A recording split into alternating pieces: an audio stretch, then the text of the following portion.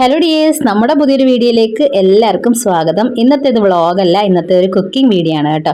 അപ്പോൾ ട്രിവാൻഡ്രം സ്റ്റൈലിലൊരു മീൻകറി വെക്കുവാണ്. വങ്കട മീനാണിത് കേട്ടോ. ഇവിടെ വങ്കട എന്നാണ് പറയുന്നത്. പത്തനംതിട്ടയ്ക്ക് ഇതിനെ മങ്കട എന്ന് പറയും.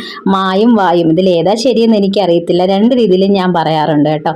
അപ്പോൾ ട്രിവാൻഡ്രം സ്റ്റൈൽ ആയതുകൊണ്ട് തന്നെ തേങ്ങ അരയ്ക്കണം. അപ്പോൾ തേങ്ങയ്ക്കകത്തോട്ട് കുറച്ച് മുളക് പൊടി, മഞ്ഞൾപ്പൊടി, മല്ലിപ്പൊടി, ഉള്ളി, പുളി ഇതെല്ലാം കൂടി ഒന്ന് അരച്ചെടുക്കണം, വെള്ളവും കൂടെ ഒഴിച്ചിട്ട് കേട്ടോ. അപ്പം ഈ ഇവിടെ വെക്കുന്ന മീൻകറിയിൽ തേങ്ങ നല്ല പേസ്റ്റ് രൂപത്തിൽ അരച്ച് വെക്കാറുണ്ട്. അതുപോലെ തേങ്ങ കുറച്ച് തരിതരിപ്പായിട്ട് അരയ്ക്കുന്ന രീതിയിലും വെക്കാറുണ്ട് കേട്ടോ. അപ്പോൾ എനിക്ക് കൂടുതലും തേങ്ങ ഇങ്ങനെ പേസ്റ്റ് രൂപത്തിൽ അരയ്ക്കാതെ തരിതരിപ്പോടെ അരച്ചിട്ട് കറി വെക്കും കേട്ടോ. അത് കറി വെച്ച് പറ്റിച്ച് കഴിയുമ്പോഴത്തേക്കിനെ കഴിക്കാൻ നല്ല ടേസ്റ്റ് ആയിരിക്കും കേട്ടോ. അപ്പോൾ അതേ ചട്ടിക്കകത്തോട്ട് നമ്മൾ അരച്ച അരപ്പെല്ലാം കൂടി ഇട്ട് കൊടുത്ത്, അപ്പോൾ നമ്മൾ പുളിയും കൂടെ ചേർത്ത് അരച്ചായതുകൊണ്ട് ആ പുളി ചിലപ്പോൾ ചെറിയ കഷ്ണങ്ങളായിട്ടൊക്കെ കിടപ്പുണ്ടായിരിക്കും. അപ്പോൾ അതിനെല്ലാം കൈവച്ച് നല്ലപോലെ ഞെരടി ആ പുളിയെല്ലാം എടുക്കും.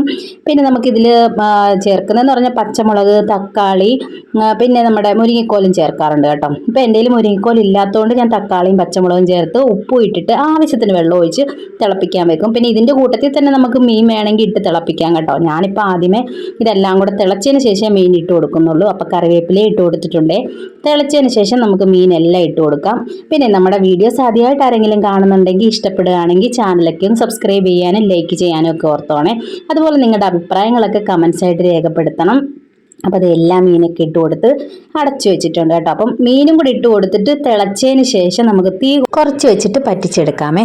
അപ്പോൾ അതേ തീ കുറച്ച് വെച്ചിട്ടുണ്ട്. പിന്നെ പറ്റിയതിനൊക്കെ ശേഷം നമുക്ക് വേണമെങ്കിൽ പച്ച വെളിച്ചെണ്ണ ഒഴിക്കാം, കടുക് വറുത്ത് ചേർക്കാം, എങ്ങനെ വേണമെങ്കിലും വെക്കാം കേട്ടോ. അപ്പോൾ ഞാനിപ്പോൾ കടുക് വറുത്ത് ചേർത്തിട്ടുണ്ട്. ഉലുവയൊന്നും നേരത്തെ ചേർത്തില്ലല്ലോ, അതുകൊണ്ട് ഉലുവയും കടുകും ഒക്കെ പൊട്ടിച്ച് കറിവേപ്പിലയും കുറച്ച് മുളക് പൊടിയും കൂടി ഇട്ട് കഴിഞ്ഞാലേ ആ എണ്ണ തെളിഞ്ഞ് കിടക്കുന്നതിൻ്റെ കൂട്ടത്തിൽ ചുമന്ന കളർ കിട്ടും കേട്ടോ. അപ്പോൾ അടിപൊളി മീൻകറി റെഡി ആയിട്ടുണ്ട്.